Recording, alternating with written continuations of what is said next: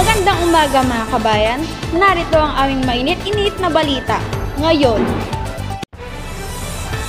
magandang araw kabayan. Ayon sa weather forecast ngayon, makakaranas ang Luzon ng badya-badyang pag-ulan. At ang Metro Manila naman ay makakaranas ng makulimlim na kalangitan. Pero pagkalipas ng gabi, ito ay makakaranas din sila ng pag-ulan. Kaya sana kung maaari, magdala po tayo ng payong para sa inyong kaligtasan. Maraming salamat po.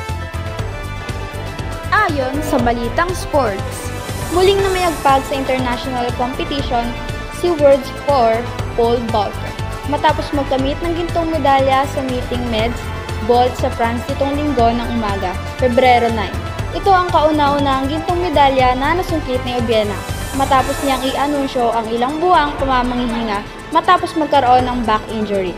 Naitala ni Obiena ang 5.70 meter mark, sumunod kay Obiena si Dutch pole vaulter na nag-uwi ng silver medal, habang nasa ikatlong puwesto naman si dating Tokyo Olympic silver medalist Christopher Nielsen.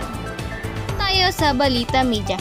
Noong Pebrero 6, 2025, itinatag ng Los Piñeros Movement for Change o tinatawag na LPMFC ang isang election watchdog sa Las Piñas upang labanan ang vote buying at vote selling sa darating na midterm election.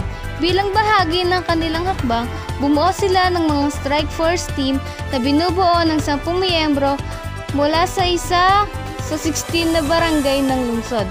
Ang mga grupong ito ay magsasagawa ng monitoring upang matukoy ang mga lugar na posibleng magkaroon ng vote buying at vote selling. At yun lamang sa araw na ito. Maraming salamat, kabayan!